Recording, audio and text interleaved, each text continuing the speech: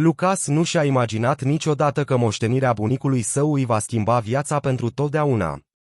Un câine pe nume Buddy, cu ochi care îi văd în suflet, a intrat în viața lui după o tragedie, aducând secrete, lecții de iubire necondiționată și o legătură inexplicabilă cu trecutul. Dar tocmai când totul părea să se reconstruiască, soarta îi va pune la încercare loialitatea și puterea ca niciodată înainte. Cât de departe va merge un bărbat pentru a-i proteja pe cei pe care îi iubește și ce îl poate învăța un tovarăș credincios despre viață și pierdere? Înainte de a continua, abonează-te la canal și activează clopoțelul pentru a nu rata nicio poveste incitantă ca aceasta. Aici, fiecare videoclip este o călătorie de depășire și emoție pe care nu vei dori să o ratezi. Telefonul sună neîncetat în micul garaj unde Lucas regla ultimele componente ale unui motor uzat. Și-a șters mâinile pe o cârpă grasă, purtând expresia obosită a unui bărbat care petrecuse prea mult timp fugind de propria sa realitate. "Bună ziua," răspunse el, cu tonul aproape nerăbdător. Lucas, vocea tremurătoare a surorii lui, Elena, de la celălalt capăt al firului, îi tăia iritația. "Este vorba despre bunicul Arturo. El a plecat." Lucas simți că pământul dispare sub picioarele lui. Arturo nu era doar bunicul lui, era ancora lui, singurul care crezuse în visele lui de a deveni șofer de mașini de curse, când nimeni altcineva nu credea că are sens. Vocea Elenei a continuat, dar cuvintele ei i s-au încețoșat în minte, înecate de amintiri, după amiezii în atelierul lui Arturo, zâmbetele lui mândru la cursele de mașini de jucărie ale lui Lucas și promisiunea nespusă că bunicul lui va fi mereu acolo. 2 zile mai târziu, înmormântarea. Casa din Valencia, chiar cea în care Lucas își petrecuse cele mai bune zile din copilărie, era ciudat de liniște. La finalul ceremoniei, Elena i-a înmânat un mic plic sigilat. "Acesta este pentru tine, Lucas. Bunicul ți-a lăsat ceva în afară de casă." În interiorul plicului se afla o cheie aurie ruginită și o notă scrisă de mână constantă a lui Arturo. "Ai grijă de el, el va avea grijă de tine." "Despre ce este vorba?" întrebă Lucas, confuz. "Un câine. Numele lui este Buddy. Bunicul l-a lăsat la o clinică veterinară înainte de toate astea. A spus că vei înțelege." Lucas oftă, gândindu-se la viața lui haotică, curse, angajamente, antrenamente. Unde în toate astea era loc pentru un câine? Totuși, ceva despre notă se simțea aproape ca o comandă. A condus la clinică. Când ușa camerei de consultație s-a deschis, Lucas a văzut un golden retriever cu o haină strălucitoare și ochi atât de intensi încât păreau să-i privească sufletul. Buddy a mers înainte cu pași încrezători, oprindu-se în fața lui și privind cu o expresie care combina seninătatea și așteptarea. "Deci, tu ești Buddy." Lucas în genunchi, ezitând, și întinse mâna. Câinele și-a pus laba pe ea, ca și cum ar fi pecetluit un pact tăcut. În acea noapte, înapoi la casa bunicului său, Lucas l-a privit pe Buddy explorând spațiul de parcă ar fi fost deja acolo. Înconjurat de fotografii vechi și de parfumul lemnos al pereților, Lucas a început să simtă greutatea absenței lui Arturo. Buddy părea să umple acel gol subtil, urmărindu-le din cameră în cameră. În săptămânile care au urmat, Lucas s-a trezit căzând într-o rutină neașteptată. În timpul zilei, pleca să se antreneze sau să lucreze la mașini, dar când se întorcea, Buddy era mereu acolo, așteptând cu răbdare. Nu conta dacă era târziu sau dacă Lucas era într-o dispoziție proastă. Câinele dădu din coadă cu aceeași energie nemărginită, o amintire tăcută că ceva din lume nu va renunța niciodată la el. Într-o după-amiază ploioasă, în timp ce Lucas trecea în revistă hârtii vechi aparținând bunicului său, Buddy stătea lângă el, privind cu atenție. "Ce se întâmplă, amice?" întrebă Lucas cu un râs nervos. "Te comporți de parcă ai înțelege totul." Buddy și-a înclinat capul de parcă ar fi făcut-o cu adevărat. Atunci Lucas a găsit un plic vechi printre lucrurile lui Arturo. Înăuntru era o fotografie a lui Arturo cu un tânăr Buddy, împreună cu un vers scris de mână. "Prietenii loiali văd ceea ce ochii nu pot." Lucas expira adânc, simțind o legătură ciudată între trecutul bunicului său și acest câine. Ceva îi spunea că Buddy era mai mult decât părea să fie. Lucas stătea lângă balconul casei bunicului său, privind străzile întinse din Valencia scăldate în amurg. Viața lui se simțea ca o neclaritate haotică, antrenamente, lupte de sponsorizare și o neliniște tot mai mare de care nu se putea scutura. Buddy, însă, părea neafectat de frământările lui Lucas. Câinele stătea liniștit lângă picioarele lui, privindu-le de parcă ar fi spus, sunt aici când ești gata. În acel weekend, Lucas a acceptat fără tragere de inimă să participe la o mică adunare găzduită de prietenul său din copilărie, Mateo. Ieși din peștera aceea, spusese Mateo, batjocoritor. Încep să arăți ca rafturile de cărți ale bunicului tău. Prăfuit.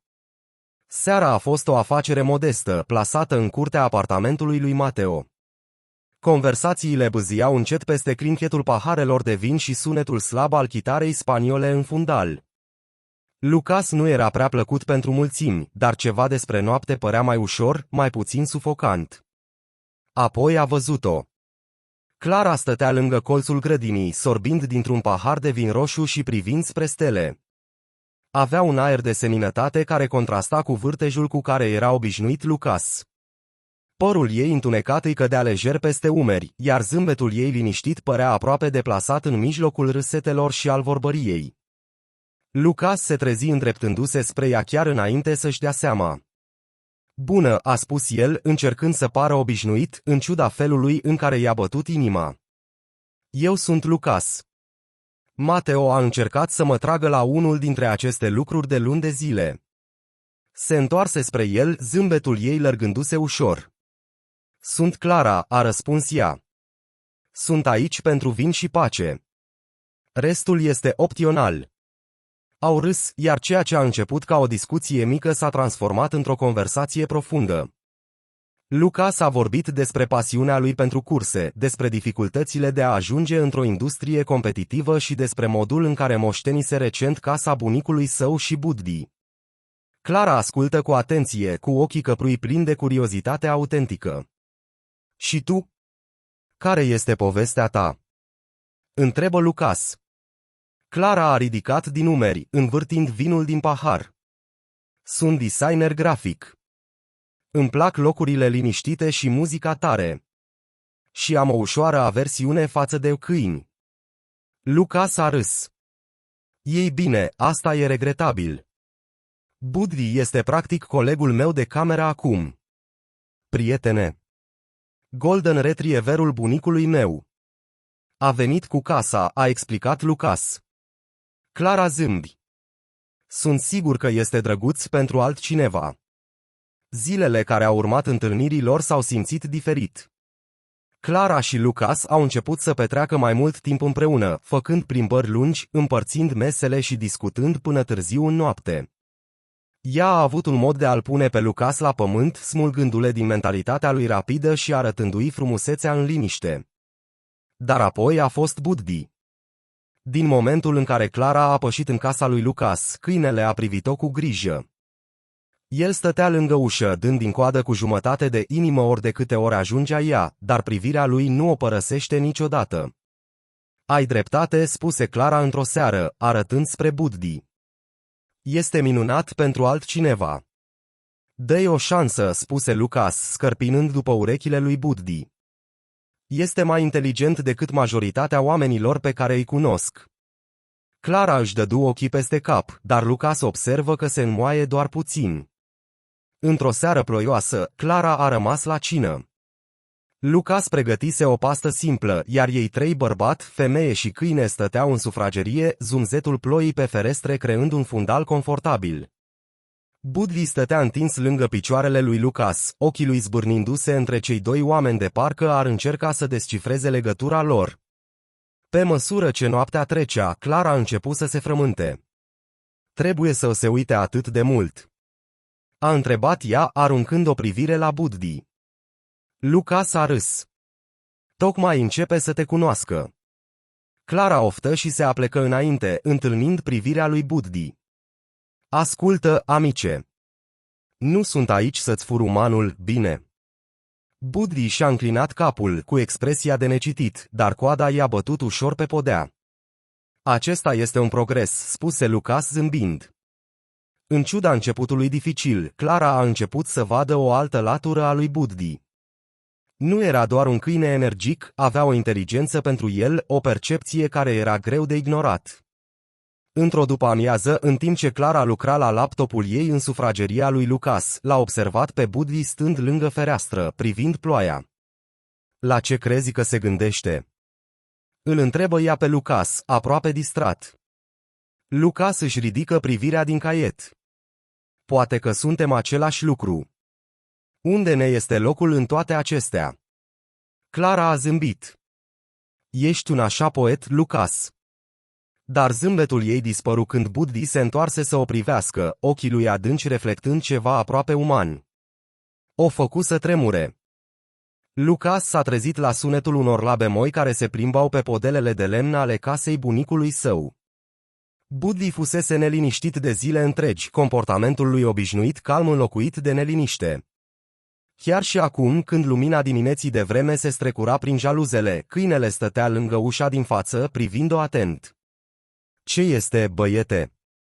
Întrebă Lucas, frecându-și somnul din ochi. Buddy nu s-a mișcat. Urechile îi se zvâcneau ușor, de parcă ar fi ascultat ceva ce numai el putea auzi.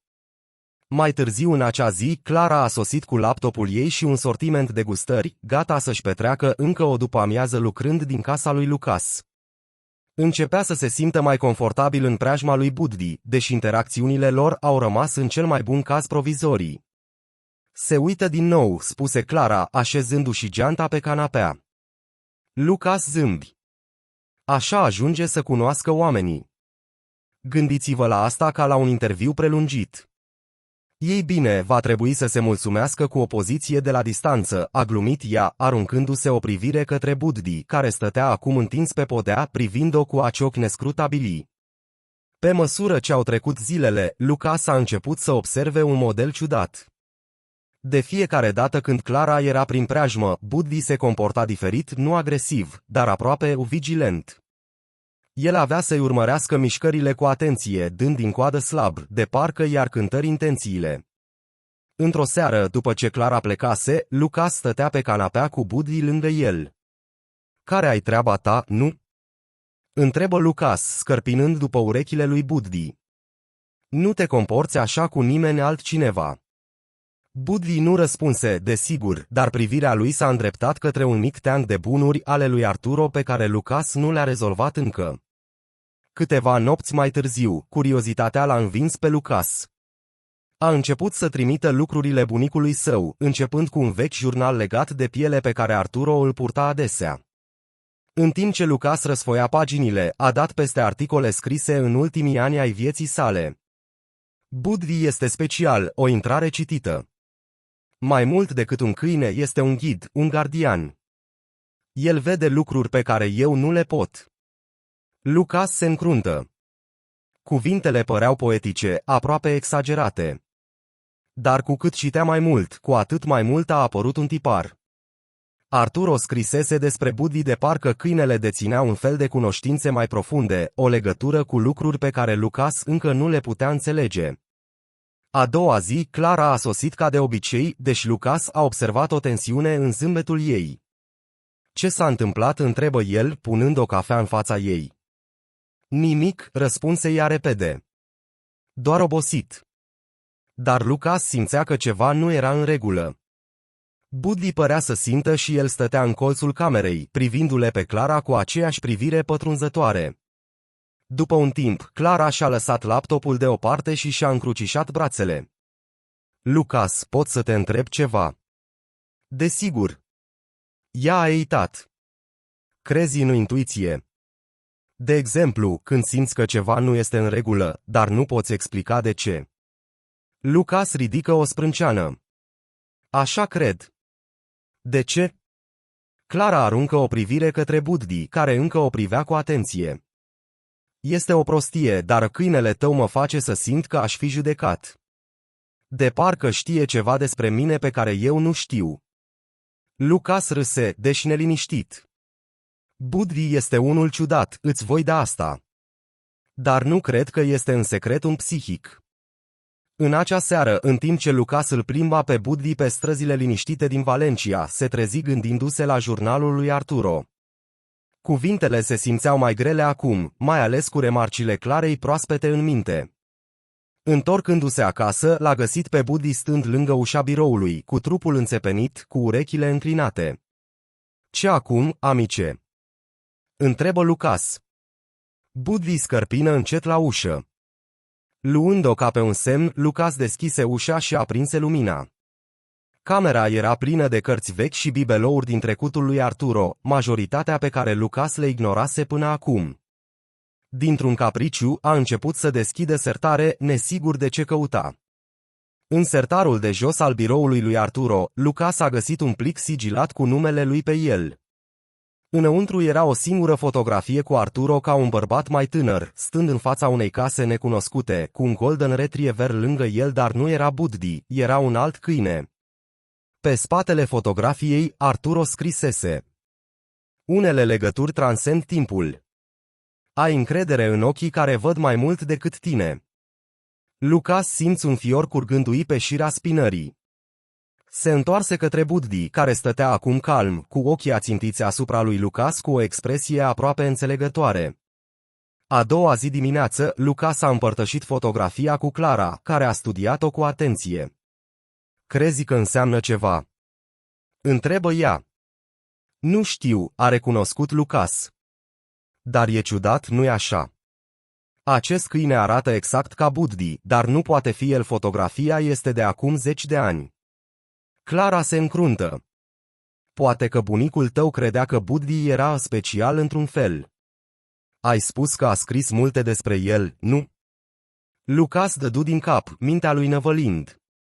Nu putea scăpa de sentimentul că prezența lui Buddy în viața lui nu era o coincidență și că, într-un fel, câinele ținea răspunsurile la întrebările pe care Lucas nici nu se gândise să le pună. Zilele din Valencia s-au scurtat pe măsură ce toamna s-a instalat peste oraș.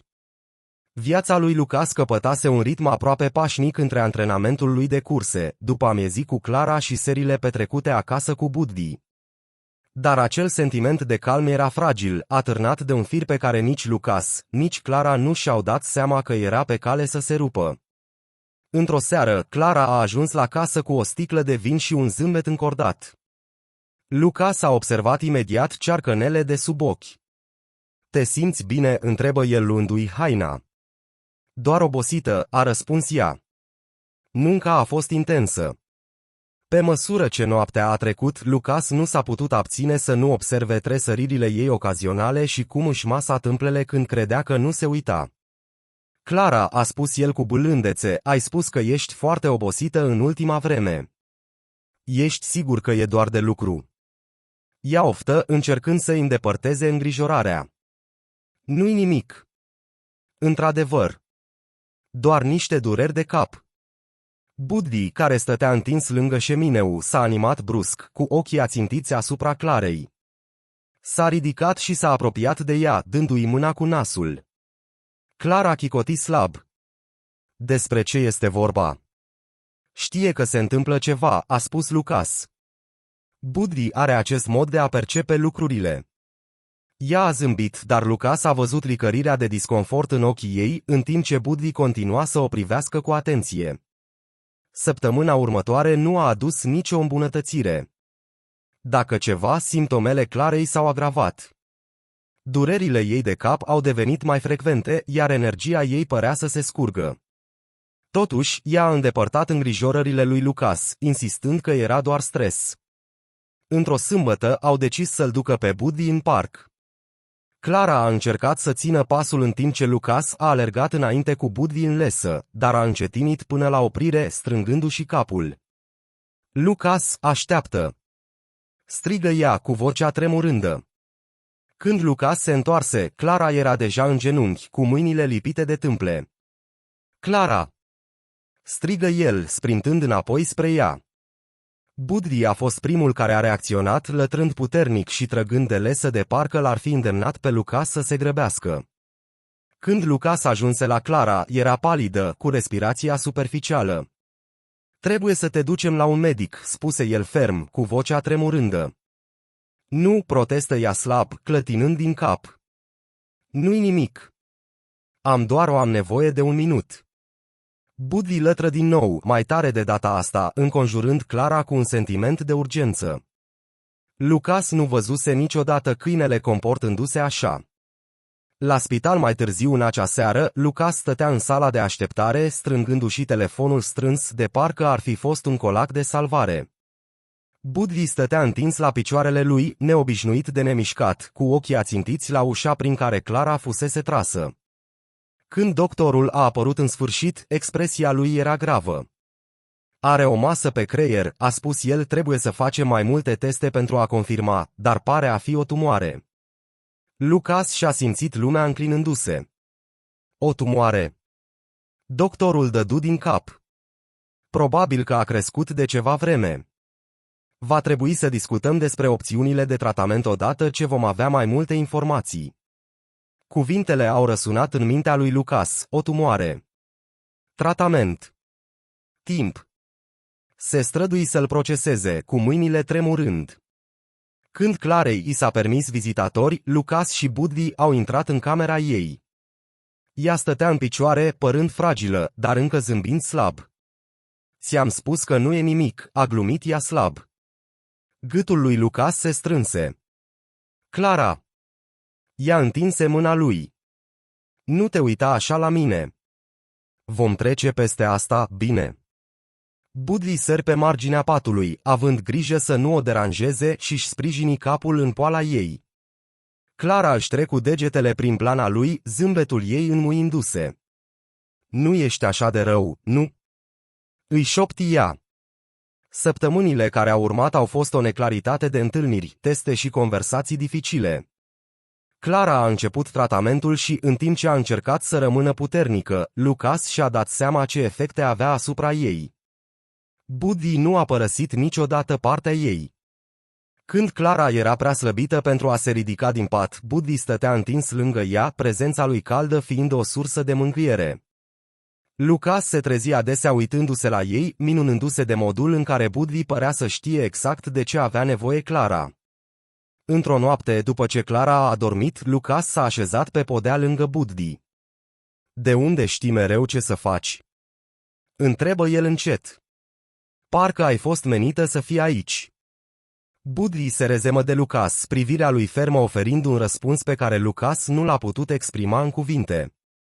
Apoi a venit punctul de cotitură. Starea Clarei s-a deteriorat mai repede decât anticipase oricine. Într-o după-amiază, în timp ce Lucas lucra afară la mașina lui, l-a auzit pe Buddy lătrând frenetic din interiorul casei.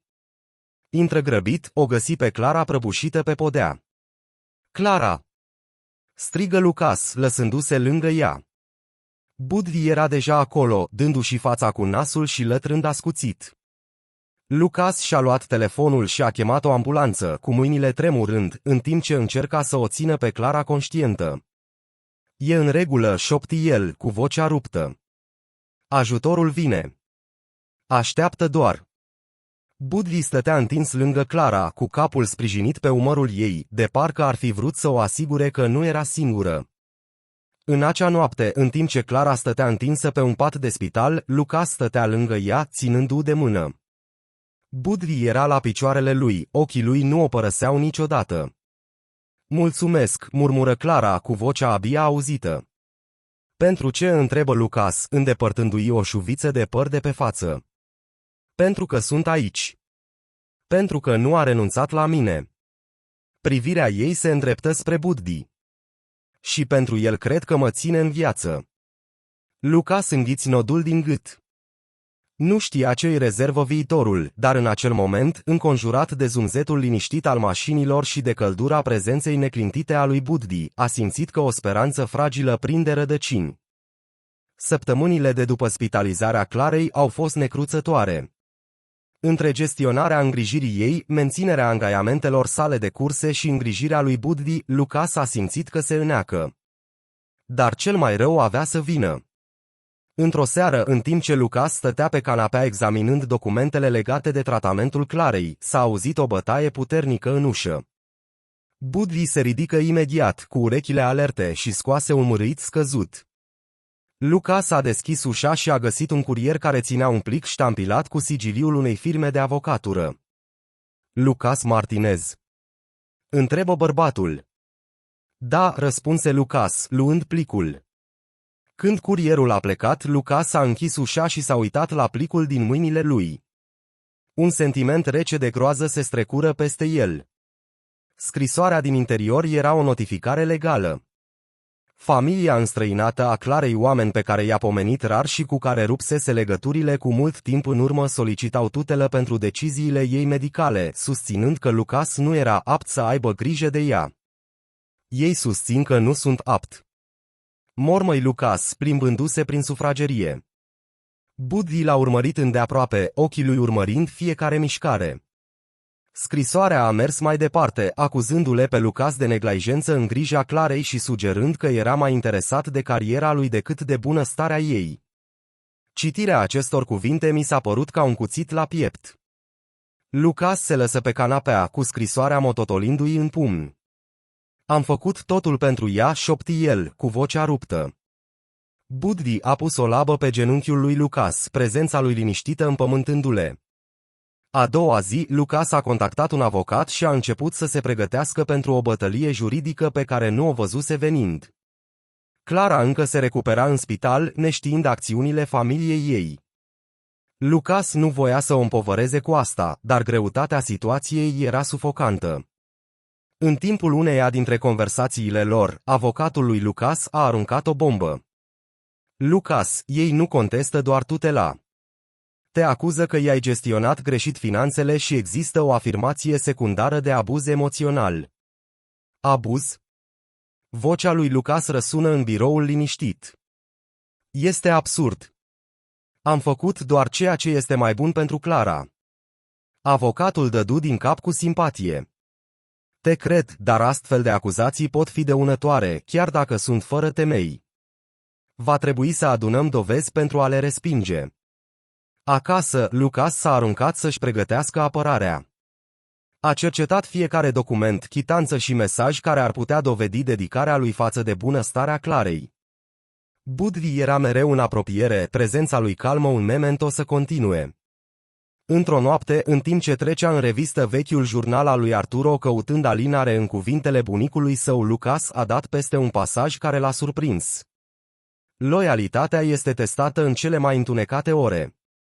Adevărul poate fi ascuns, dar cei care stau alături de tine în tăcere țin lumina.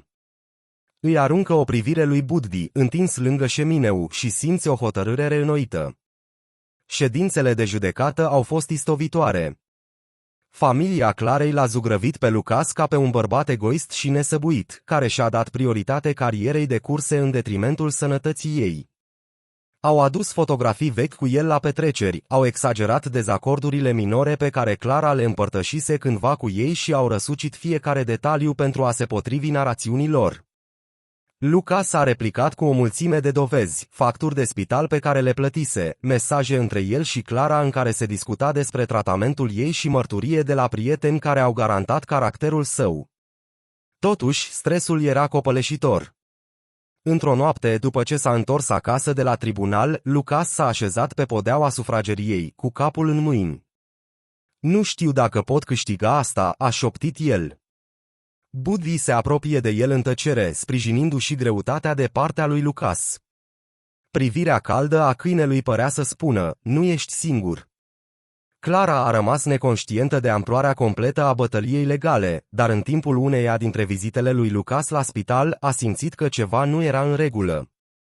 Ești distras, spuse ea cu vocea ei bâlândă, dar fermă. Nu este nimic, a mințit Lucas, forțându-și un zâmbet. Doar chestii de lucru. Clara întinse mâna după el, nu mă minți, Lucas. Orice ar fi, ne vom descurca împreună. Lucas a vrut să-i spună totul, dar a decis să nu facă asta. Trebuia să se concentreze pe recuperarea ei, nu pe planurile familiei ei. Momentul de cotitură a venit în timpul audierii finale. Avocatul familiei Clarei a prezentat dovezi inventate, susținând că Lucas i-a folosit fondurile pentru cheltuieli personale. Sala de judecată bâzâia de șoapte, iar Lucas simți că inima îi cade. Dar apoi s-a întâmplat ceva neașteptat. Buddy, care îl însoțise pe Lucas în acea zi, a început să latre puternic, atrăgând atenția tuturor. Se năpusti spre geanta lui Lucas, lovind un dosar pe care Lucas nu-l deschisese. "Ce este, băiete?" întrebă Lucas, scoțând dosarul. Înăuntru se aflau chitanțe pe care Lucas le-a trecut cu vederea, o dovadă clară că fiecare cheltuială fusese în grija Clarei. Judecătorul, intrigat de întrerupere, i-a permis lui Lucas să prezinte dovezile. A fost un punct de cotitură, schimbând impulsul în favoarea lui. Când a venit verdictul, mâinile lui Lucas au tremurat în timp ce judecătorul vorbea. După examinarea tuturor probelor, această instanță nu găsește niciun motiv pentru a-l înlătura pe Lucas Martinez din rolul său de tutore legal al Clarei. În plus, acuzațiile de gestionare greșită financiară și abuz emoțional sunt nefondate. Lucas expiră adânc, lacrimile curgându-i pe față. Buddy și-a înghiontat piciorul, dând ușor coada ca și cum ar fi spus, "Noi am făcut-o." În acea noapte, înapoi acasă, Lucas s-a așezat pe canapea cu Buddy lângă el. "M-ai salvat astăzi, știi asta?" spuse Lucas, scărpinând după urechile lui Buddy. "Nu știu de unde ai știut, dar ai știut." Buddy se aplecă spre el, prezența lui liniștită mai puternică decât orice cuvânt. Victoria din sala de judecată a ridicat o greutate enormă de pe umerii lui Lucas, dar cicatricile bătăliei au rămas. Familia Clarei a rupt toate legăturile și, deși Lucas îi protejase drepturile legale, bilanțul emoțional a persistat. Clara, încă în recuperare, a început să pună cap la cap ceea ce se întâmplase în timp ce se afla în spital. "Nu mi-ai spus că au încercat să preia grija mea," a spus ea într-o după-amiază, cu vocea ei blândă, dar fermă. Lucas s-a așezat lângă ea, ținându-o de mână. "Nu am vrut să-ți faci griji. Ai avut destule de-a face." Clara îi strânse mâna, ochii ei cercetându-i fața. "Ai purtat atât de multe pentru mine. Nu știu cum să-ți mulțumesc." "Nu trebuie," a răspuns Lucas. "Suntem în asta împreună." Buddy stătea întins pe podea lângă picioarele lor, prezența lui constantă fiind o mângâiere pentru amândoi. Pe măsură ce Clara și-a recăpătat forțele, Lucas a început să se întoarcă la viața pe care o pusese în așteptare. Sponsorii săi avuseseră răbdare, dar acum erau nerăbdătorii ca el să revină pe circuitul de curse. "Sunt gata," i-a spus Lucas managerului său în timpul unui apel telefonic. "Este timpul să ne întoarcem la pistă." S-a aruncat la antrenament, împingând mai tare ca niciodată. Totuși, ceva a fost diferit. Timpul plecat îi schimbase perspectiva. Cursa nu mai era doar despre câștig, ci despre a-și dovedi singur că poate depăși orice. Buddy a devenit copilotul său tăcut, însoțindu-le pe piste și urmărind de pe margine cum se antrena Lucas. Privirea calmă și neclintită a câinelui i-a amintit lui Lucas de tot ce îndurase și de ce a continuat să lupte. Într-o seară, când Lucas sorta un morman de corespondență neglijată, a găsit un pachet fără adresă de retur. Înăuntru se afla un carnet vechi legat în piele, împreună cu o notă scrisă cu un scris de mână familiar. "Pentru Lucas. Ai încredere în el ca și mine. Arturo." Mâinile lui Lucas tremurau când deschidea caietul. Era jurnalul lui Arturo diferit de cel pe care îl găsise mai devreme. Acesta era mai vechi, paginile uzate și pline de scris de mână dens. Intrările au dezvăluit o latură a lui Arturo Lucas nu a cunoscut-o niciodată. Bunicul său a scris despre o perioadă din tinerețe când se simțise pierdut, la fel ca și Lucas după moartea sa. Arturo a descris modul în care un Golden Retriever, un câine ciudat de asemănător cu Buddy, a apărut în viața lui în acea perioadă, ghidându-le prin momente de disperare. "Nu era doar un câine," a scris Arturo. "Era un prieten, un gardian și un memento că nu eram singur. Nu știu cum, dar m-a înțeles în moduri în care niciun om nu ar putea." Lucas răsfoi paginile, găsind mai multe referințe la câine, loialitatea lui, capacitatea sa aproape supranaturală de a simți ce avea nevoie Arturo. Apoi a găsit ceva care l-a oprit de frig. "Când va veni momentul, te va găsi și pe tine, Lucas. Ai încredere în el, a fost mereu cu noi. Cuvintele îl bântuiau pe Lucas. Ar putea fi într-adevăr același câine. Părea imposibil, dar intuiția și conexiunea ciudată a lui Buddy cu Arturo nu puteau fi ignorate. Mai târziu în acea noapte, Lucas s-a așezat pe verandă cu Buddy, uitându-se la cerul plin de stele. L-ai cunoscut? Întrebă Lucas cu vocea abia peste o șoaptă. Ai fost cu bunicul meu. Buddy ridică privirea spre el, ochii lui reflectând o adâncime care se simțea aproape umană. Și-a sprijinit capul pe genunchiul lui Lucas, ca și cum ar fi vrut să spună, știți deja răspunsul. Pe măsură ce săptămânile treceau, Lucas a început să-l vadă pe Buddy într-o nouă lumină. Prezența câinelui nu a fost doar reconfortantă, se simțea intenționat. Buddy fusese acolo pentru Arturo în cele mai întunecate ore, iar acum făcea la fel pentru Lucas. Chiar și Clara, care odinioară fusese neliniștită în preajma lui Buddy, a început să simtă adâncimea conexiunii lui cu viața lor. Într-o seară, în timp ce îl privea pe Lucas jucându-se cu Buddy în curte, ea a spus, cred că bunicul tău l-a trimis la tine. Poate știa că vei avea nevoie de el. Lucas dădu din cap.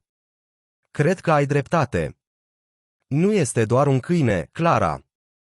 El este ceva mai mult. Revenirea lui Lucas la curse a fost triumfătoare. Deși lunile de plecare l-au dat înapoi, concentrarea și determinarea lui i-au câștigat un loc în viitoarele competiții europene. Clara i s-a alăturat adesea la pistă, sănătatea ei îmbunătățindu-se constant, iar Buddy a fost mereu alături de ei, o amintire constantă a legăturii care îi ținea uniți. Dar Lucas nu putea scăpa de sentimentul că încă mai era ceva nerezolvat, ceva ce Buddy aștepta să-i arate. Într-o zi, în timp ce trecea prin lucrurile lui Arturo, Lucas a găsit o cheie veche atașată de o etichetă din piele decolorată. Adresa gravată pe ea nu era familiară, dar era în Valencia. I-a arătat-o Clarei. Cred că are legătură cu el și poate cu Buddy. Ar trebui să plecăm, spuse Clara. A doua zi dimineață, Lucas, Clara și Buddy au condus la adresă. I-a condus la o vilă părăsită de la marginea orașului. Casa era acoperită de intemperii și plină de vițe de vie, dar emana o căldură ciudată. Înăuntru au găsit o cameră plină cu fotografii, trofee și amintiri din perioada tânără a lui Arturo. Printre ei se afla un portret mare al lui Arturo cu Golden Retrieverul pe care Lucas îl văzuse în vechea fotografie. Buddy a mers direct la portret și s-a așezat în fața lui, dând din coadă încet. Clara gâfâi. Este el. Lucas în genunchi lângă Buddy, cu gâtul strâns. De aici ai venit. Buddy și-a lins mâna, ochii s-au umplut de o înțelegere liniștită. În acea noapte, Lucas stătea treaz, mintea lui năvălind cu gânduri despre Arturo, Buddy și misterioasa conexiune care a cuprins generații. Oricare ar fi adevărul, un lucru era clar, Buddy nu era doar un câine. El a fost o moștenire, o punte între trecut și prezent și o reamintire că, chiar și în cele mai întunecate vremuri, nu au fost niciodată cu adevărat singuri. Trecuseră luni de la descoperirea vilei și de la legătura misterioasă a lui Arturo cu Buddy. Viața se instalase într-un nou ritm pentru Lucas, Clara și Buddy. Lucas era din nou pe circuitul de curse, urcând în rânduri, în timp ce Clara, acum în remisie, își recăpăta forțele și râsul. Cu toate acestea, Buddy a rămas tovarășul lor statornic, un gardian care părea să transcende timpul însuși. Într-o dimineață crocantă de toamnă, Lucas a observat ceva neobișnuit. Buddy, care întotdeauna saluta ziua cu energia lui nemărginită, s-a chinuit să se ridice din pat. Mișcările lui erau lente, respirația grea. Hei, Buddy, spuse Lucas încet, îngenunchind lângă el, ce e în neregulă, băiete? Buddy ridică privirea spre el cu acioc plin de suflet, cu coada dând slab. Parcă ar fi încercat să-l liniștească pe Lucas chiar și acum. Clara a intrat în cameră și a observat imediat. Lucas, spuse ea cu vocea tremurândă. Ar trebui să-l ducem la veterinar. La clinică, expresia medicului veterinar a confirmat temerile lui Lucas. Buddy îmbătrânește, explică ea cu blândețe. Inima lui este slabă și nu putem face mare lucru pentru a o inversa. Cel mai bine este să-l faci confortabil. Lucas dădu din cap, cu gâtul strâns. Întotdeauna știuse că această zi va veni, dar nu era pregătit să-și a rămas bun. Întors acasă, Buddy părea să simtă schimbarea. Își petrecea zilele odihnindu-se mai des, dar nu se îndepărta niciodată departe de Lucas sau Clara. Într-o după-amiază, în timp ce Lucas stătea pe verandă, Buddy s-a apropiat încet și și-a sprijinit capul în poala lui Lucas. Nu știu ce mă voi face fără tine, șopti Lucas, cu degetele urmărind blana aurie a lui Buddy. Clara se așeză lângă el, punându-i o mână pe umăr. Ne-a oferit atât de multe, Lucas. Poate că este suficient pentru el acum. Într-o dimineață deosebit de însorită, Buddy părea să găsească o ultimă explozie de energie. Îl urmă pe Lucas prin casă, dând din coadă și rămânând aproape. Te simți mai bine azi, nu? Spuse Lucas, încercând să-și mascheze nodul din gât. Mai târziu în acea zi, Buddy a rătăcit în curte, așezându-se în locul lui preferat sub stejarul bătrân. Lumina soarelui îi păta blana aurie în timp ce zăcea liniștit, cu ochii cercetând orizontul. Lucas îi se alătură, stând pe iarbă și mângâindu-i blana. Clara a urmat curând, aducând o pătură. În timp ce toți trei stăteau împreună, Clara a început să fredoneze încet, o melodie pe care Lucas o recunoștea de când o fredonase Arturo când lucra în garaj. Respirația lui Buddy a încetinit. Lucas simți că îi se strânge pieptul, dar a rămas cu el, ținându-le aproape. Ți-ai făcut treaba, Buddy, șopti Lucas, cu lacrimi curgându-i pe față. Ai fost tot ce nu știam că am nevoie. Mulțumesc pentru tot. Coada lui Buddy se dădu pentru ultima oară, un gest slab, dar inconfundabil, de dragoste și înțelegere. Apoi, cu o respirație adâncă, și-a sprijinit capul de piciorul lui Lucas și a rămas în liniște. Casa s-a simțit imposibil de liniștit în zilele care au urmat. Absența lui Buddy era palpabilă, o umbră care zăbovea în fiecare colț. Dar Lucas și-a găsit mângâiere în amintirile pe care Buddy le-a lăsat în urmă, loialitatea lui, înțelepciunea lui liniștită și felul în care a adus lumină în cele mai întunecate momente din viața lor. Clara a sugerat să planteze o grădină mică sub stejarul unde Buddy își petrecuse ultimele momente. Împreună au creat un spațiu plin de flori sălbatice, un tribut viu adus câinelui care fusese mai mult decât un animal de companie. Săptămâni mai târziu, Lucas se pregătea pentru una dintre cele mai mari curse ale carierei sale. Clara și echipa lui i-au urat noroc când a urcat în mașină. Dar în timp ce își strângea casca și arunca o privire spre mulțime, în cremeni. Printre marea de fețe, un băiat stătea lângă baricade. Avea ochi mari, curioși și un zâmbet timid. Lângă el se afla un golden retriever, cu haina strălucind în lumina soarelui. Inima lui Lucas a sărit o bătaie. Nu era Buddy, cel puțin, nu tocmai, dar asemănarea era ciudată.